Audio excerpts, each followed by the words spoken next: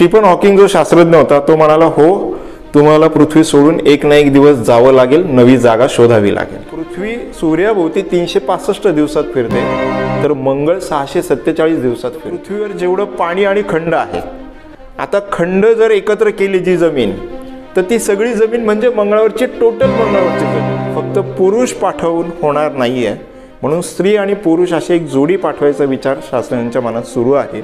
त्या दृष्टिकोनातून त्यांनी प्रयत्न सुरू केले। सगळ्यात पहिला प्रश्न आणि तो तसा पराकोटीचा एक जे काही कुतूहल आहे माणसाच्या मनामधलं, ते म्हणजे मंगळावर जीवसृष्टी आहे का, मंगळावर जाऊन राहू शकतो का।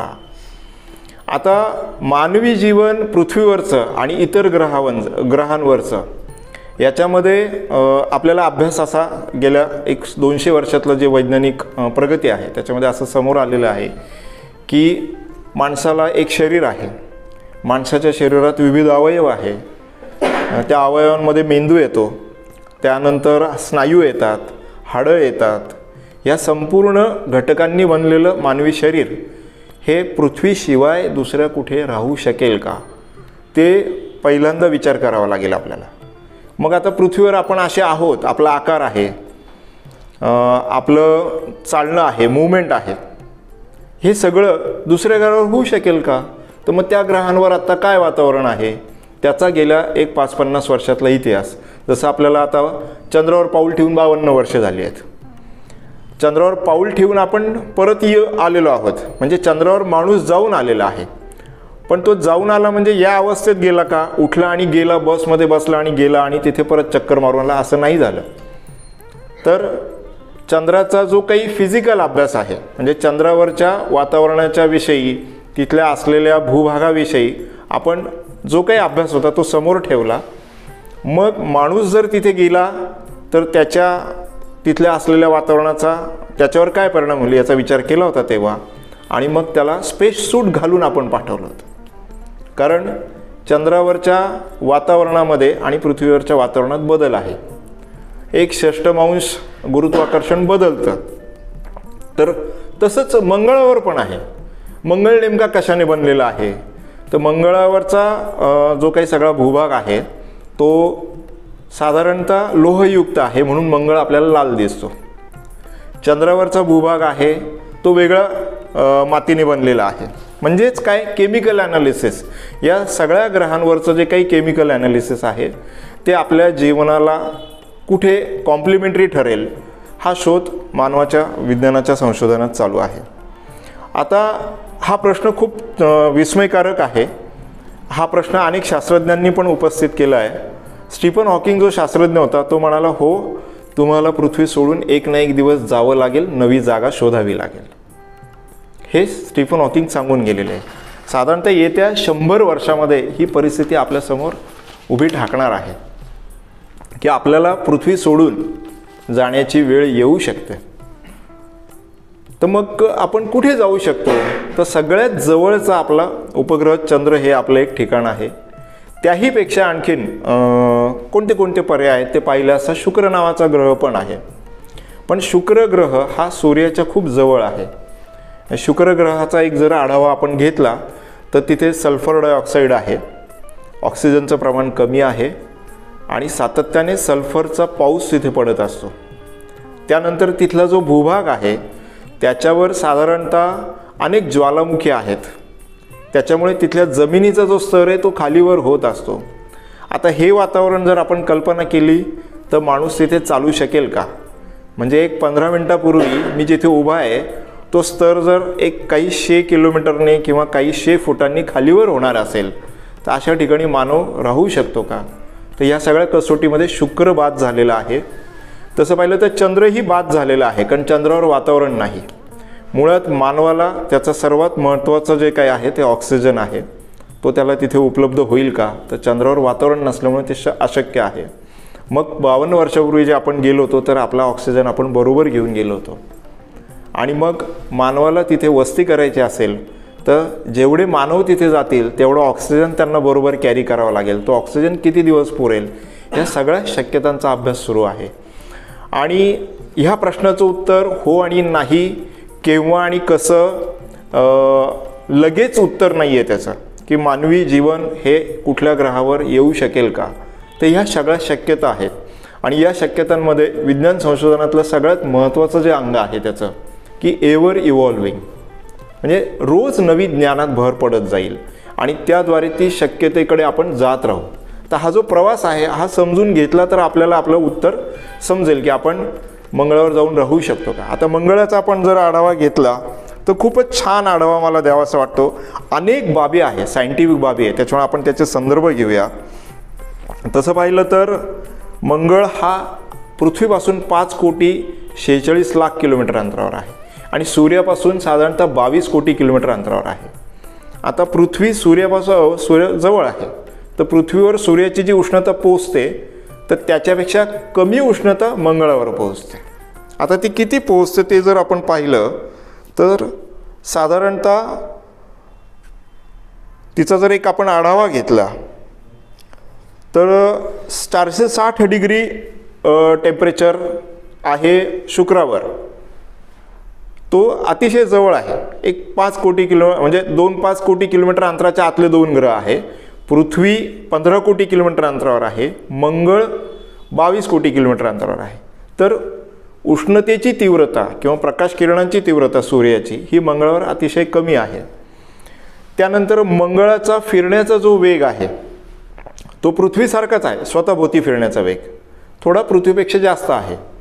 24 तासामध्ये पृथ्वी जेवढी फिरते तेवढाच तो फिरतो, त्याच्यापेक्षा थोडंसं जास्त फिरतो. पण अंतरामुळे पृथ्वी सूर्याभोवती 365 दिवसात फिरते, तर मंगळ 647 दिवसात फिरतो.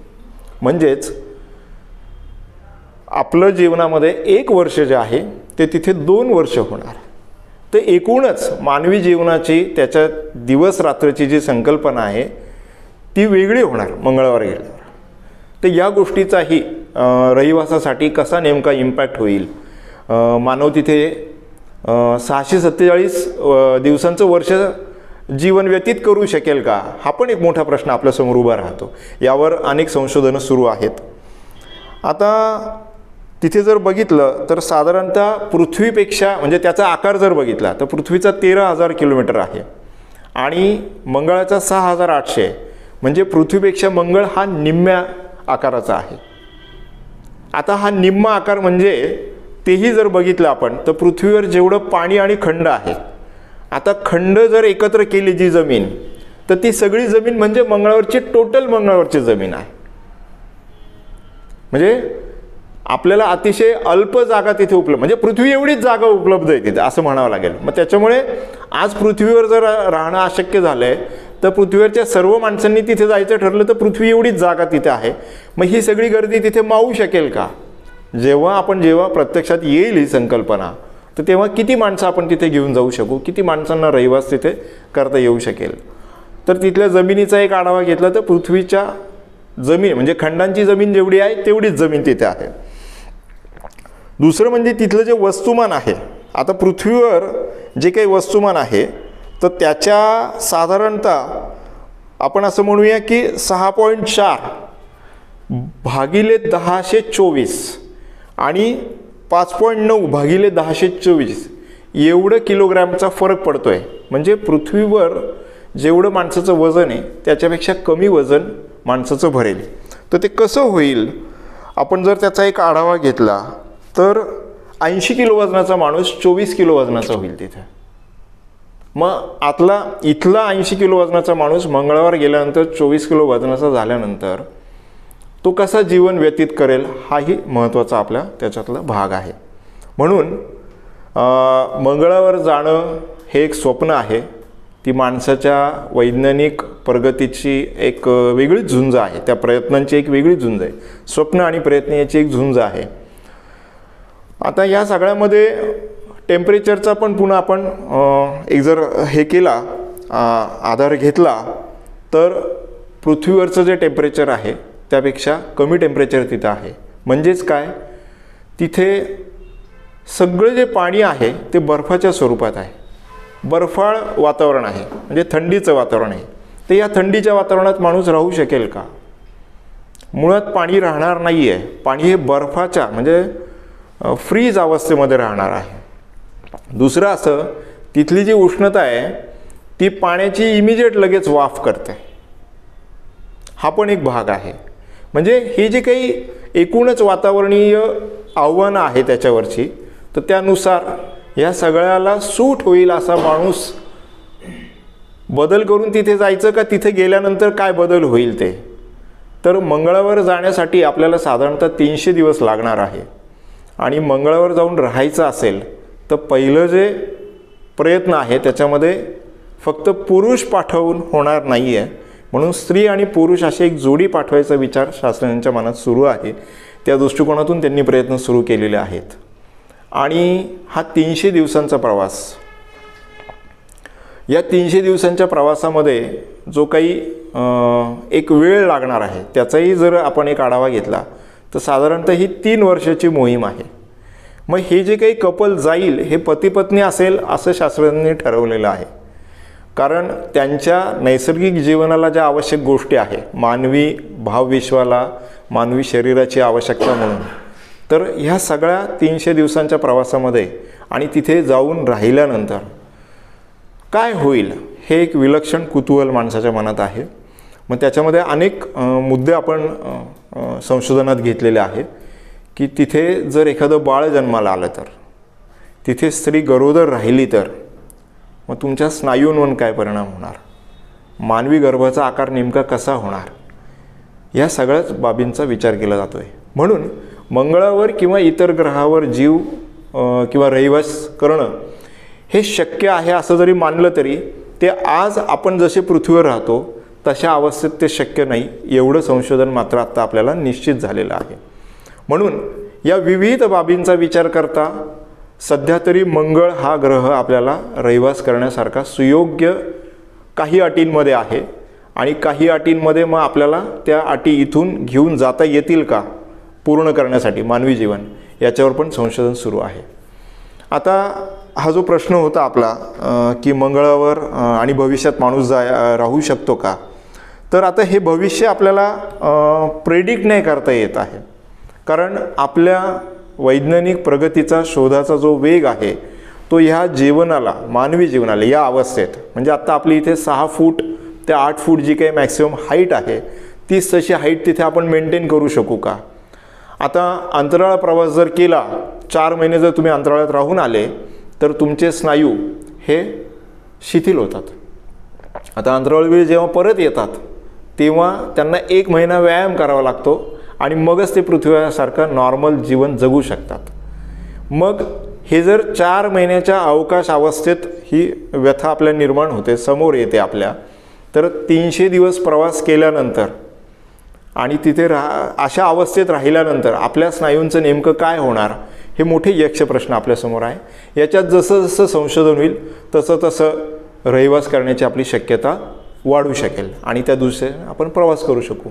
हा एक छोटासा आढावा घेऊया, कारण मुळात हा प्रश्न म्हणजेच एक पूर्ण असा व्याख्यानाचा विषय आहे आणि तो एका व्याख्यानात समजून सांगण्यासाठी त्याच्या फिजिकल, केमिकल प्रॉपर्टीज, त्याचा मानवा जीवनावर होणारा परिणाम हे तसं अगम्य आहे.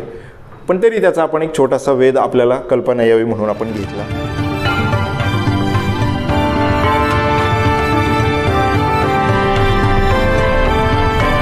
नाशिक विकास, वृत्तहिताचे, नवनिर्मितीचे.